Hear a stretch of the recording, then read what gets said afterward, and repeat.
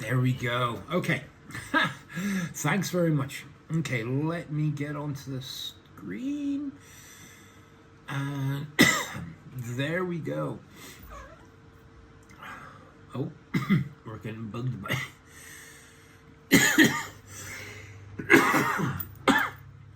Kevin's come and joined us. Come on, buddy. You're going to have to go for this.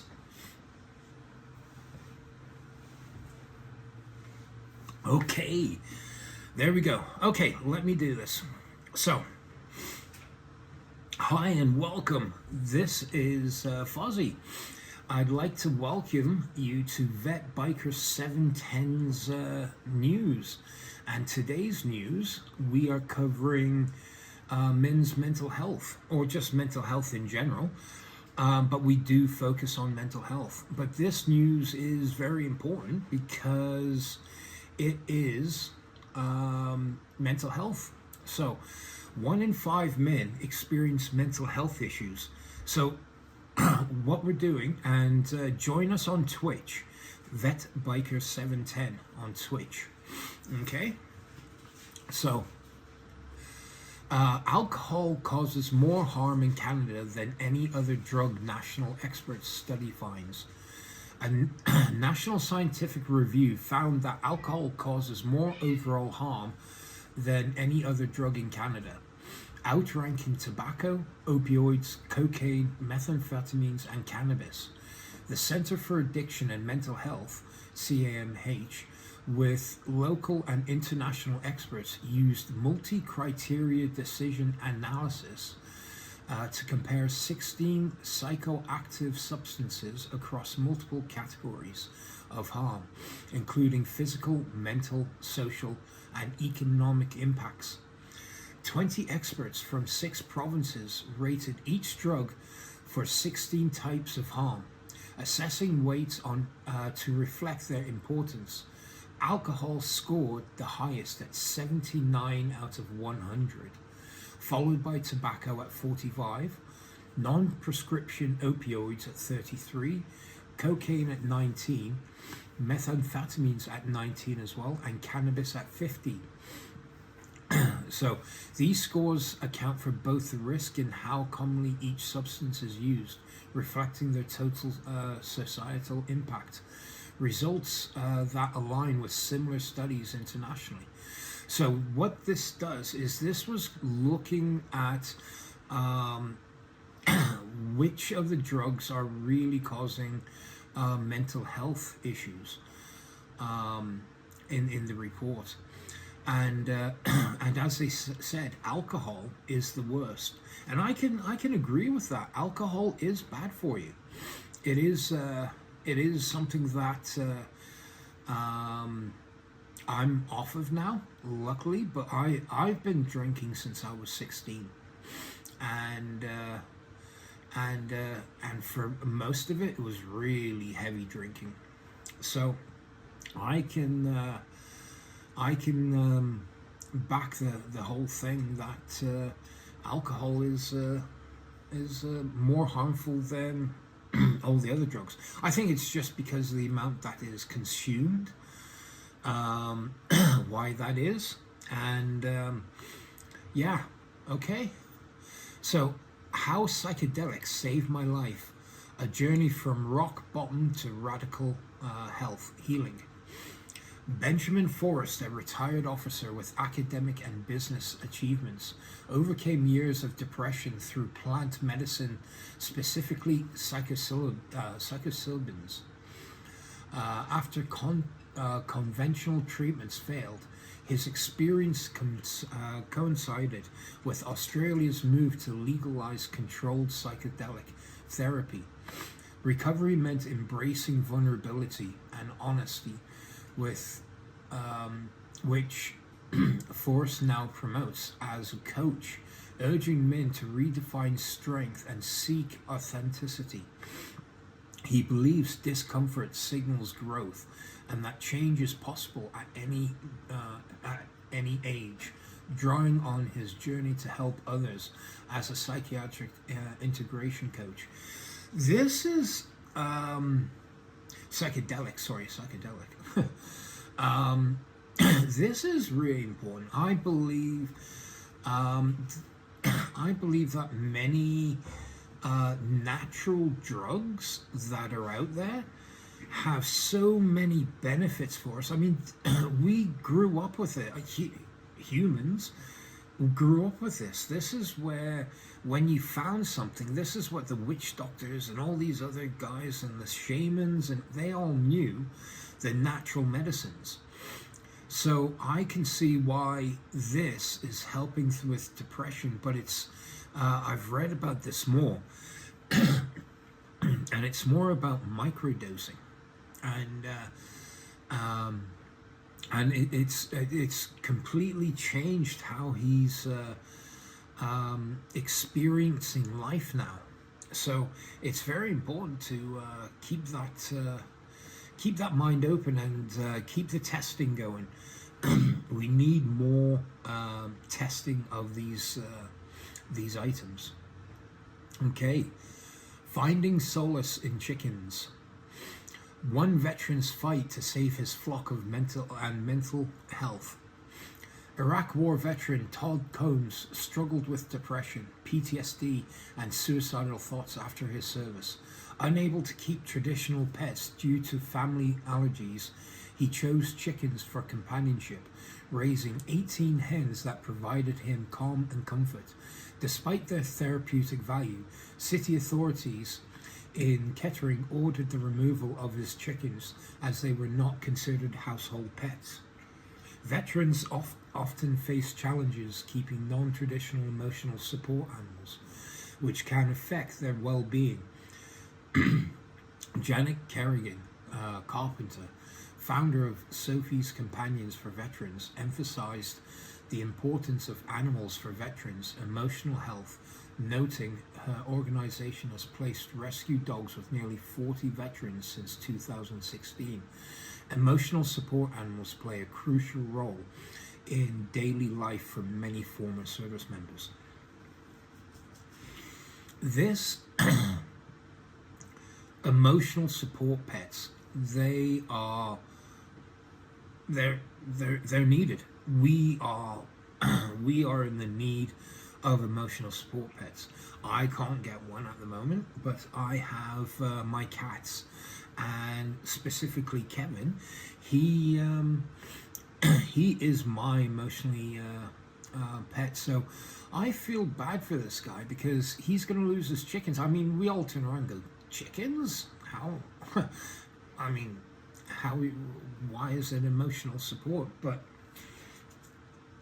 anything that you put care and tender, loving action against means something to you. That's why you should never name the animals you're going to kill and eat, because you grow compassion for them, and then you're like, oh no, I don't want to. No, I don't want to do stuff to them anymore. So this is very important, and I think supporting animal, I think they should re-look into what is considered emotional help. Yeah, okay. The DoD ordered to study mental health impacts among military drone pilots. The fiscal year 2026 defense budget directs the Secretary of Defense to study mental health impacts on military drone operators. Drone pilots face evolving recognition and higher rates of psychiatric symptoms compared to traditional pilots. Dr. Seth Norlam noted that prolonged monitoring increases stress for remote operators, especially when they carry out strikes.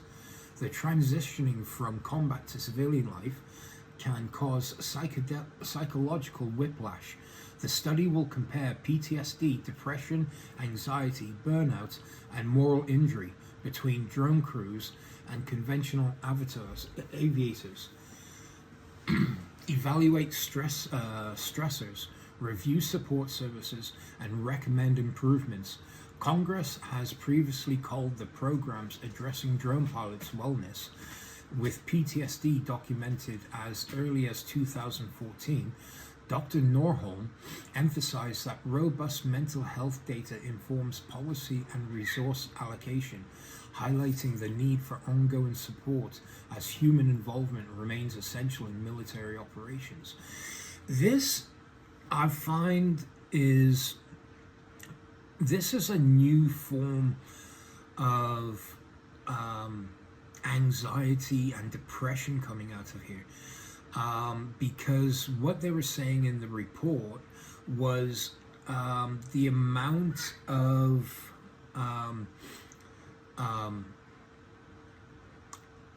personal bonding that happens between the target that they're observing for days and weeks and months, and they're following him and they're doing it, and they get linked with him, and then they have to terminate him, and that is causing stress, and I can understand that.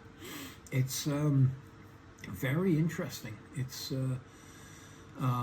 very interesting in the way this is going, but hey, we need to support them.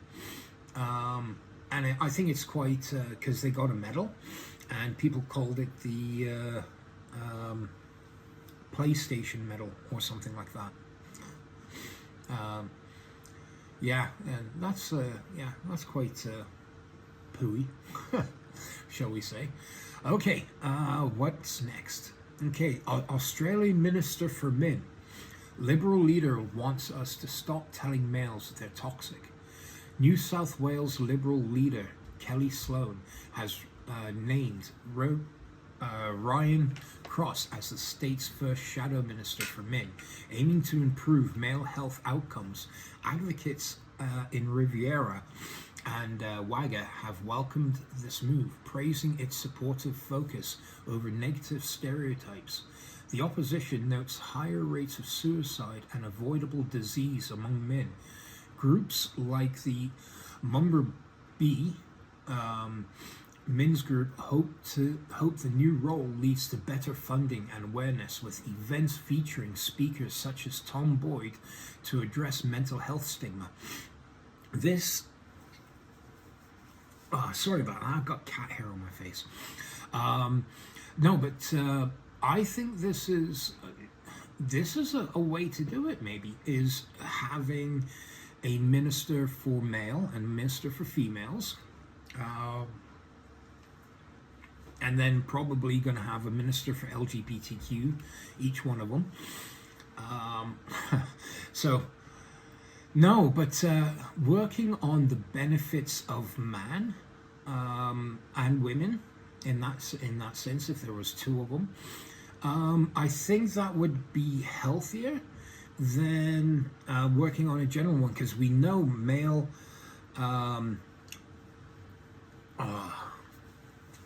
this is not turning out to be a good session because of I've got to, sorry guys.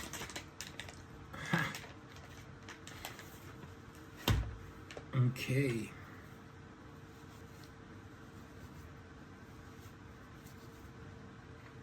we can cut this out.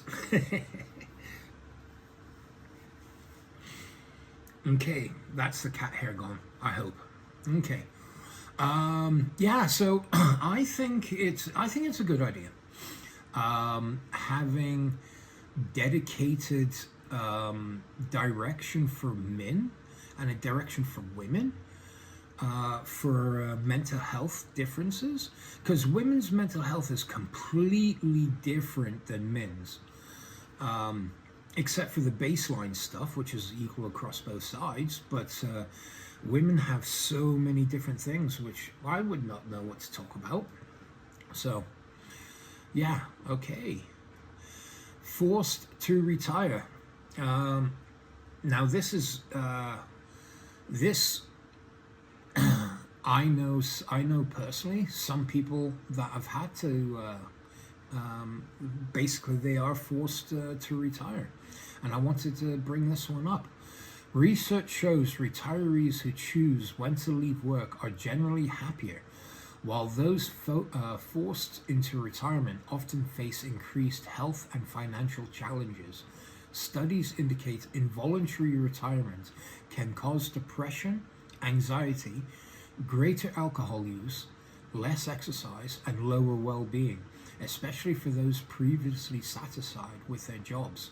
Over half retirees leave due to factors like health issues, job loss, or company changes. Most do not recover the satisfaction levels of voluntary retirees. So, this report that came out, it was very interesting on the side of looking at the difference between people who retire naturally at the age of retirement age and people who are forced into retirement through medical and work related and those type of things. So it was very important to see the difference between the mental health issues between someone who's forced to retire and retirees, and I think it needs more. It needs to be looked at more because I think suicide would be higher for people who are forced, especially because if they're going through financial challenges because they're not bringing in the income anymore, which they were, and they're having to rely on social services. Yeah, this is this can be a high stress point. So, yeah, okay. For some with mental illness, it's not always good to talk. Okay, on Britain's Got Talent in 2019, Anton Deck paused the show to launch ITV's Britain Get Talking campaign, promoting open discussions about mental health. These campaigns argue that silence reinforces stigma and discourages honesty, aiming to create spaces for sharing. However, silence isn't always negative. People with bipolar disorder often find it peaceful and restorative. While Western philosophy links speech to well-being, studies indicate silence can help manage emotional strain. Beneficial silence may occur alone, in nature, or even surrounded by music and background conversations. So what I get out of this is, okay, as early as 2019, they went public and talking about mental health issues, and we need to look at this because mental health issues is in MIN is we're in a crisis and we need to take care of it. We need to get talking. We need to be out there for the people and with the people for this. Okay? How mental health has changed in baby boomers and Gen X across their entire adulthood. Nearly 5 years after COVID lockdowns ended, researchers continue to study mental health impacts using data from 2 British cohort studies tracking 14,182 individuals.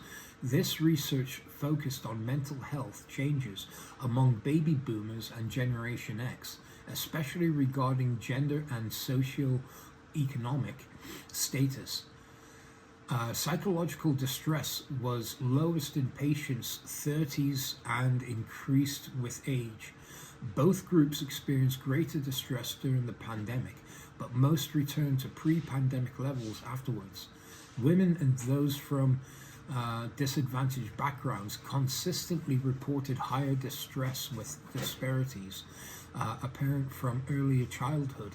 So when they gather this, because these are 2 generations where, well, especially Generation X is where a lot of recording and improvements in mental health and the studies that are out is very important to see this. And seeing how mental health has changed. And what they were saying is from the age of 30, it starts going, mental health starts going down. And by the age of 40, you're starting to change into a different mental health attitude than what you had done. So that's a great show of what Generation X and that. Okay, guys, thanks very much for that. And remember, come and visit us on Twitch, VetBiker710. And yeah, we'll have come and join me and come and chat with me. Okay, guys. And this is the end. Thanks.